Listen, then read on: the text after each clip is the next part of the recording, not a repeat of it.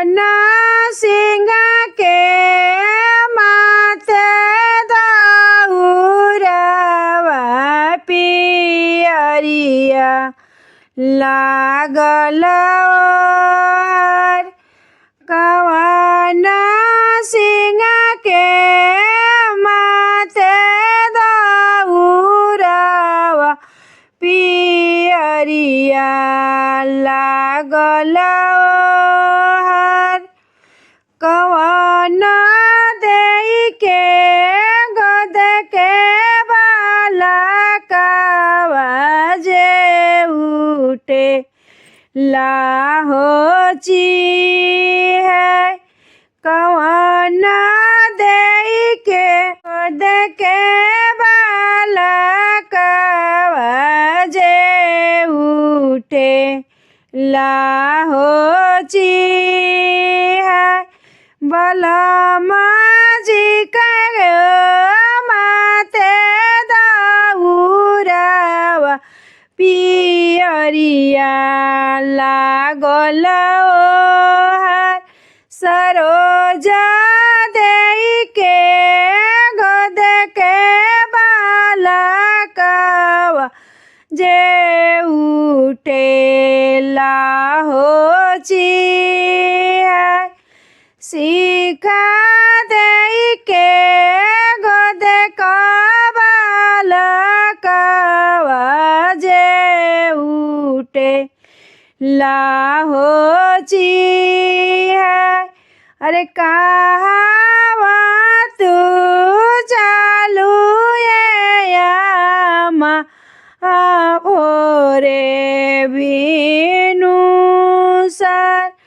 अरे कहवा तू चालू ये आमा तू भोरे बीनू सर। अरे सूरज मल के महिमाया पार जाइला बड़ी हो दूर।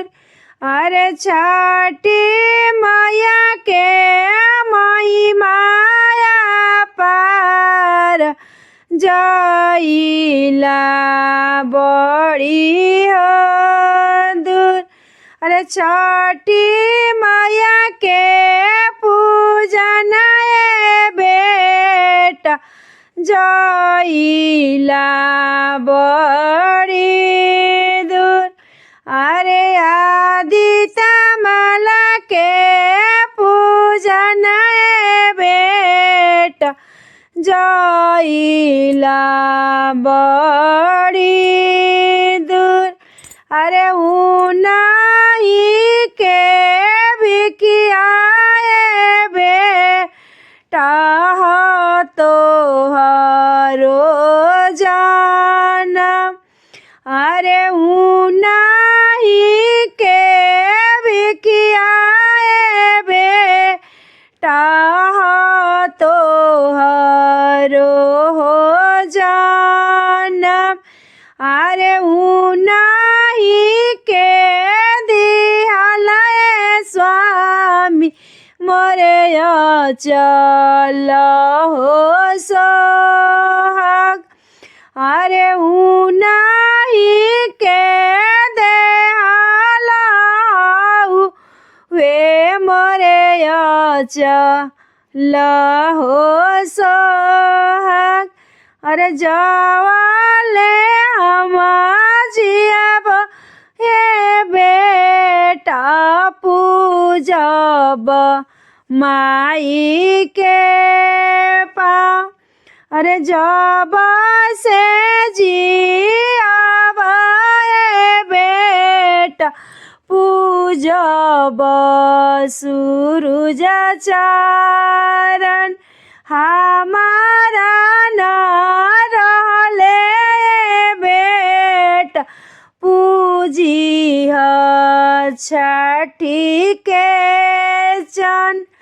अरे नाही मोरा रहले बेटा पूजिह सूरज चरण। अरे उना के कृपा से ये बेटा बसेला परिवार।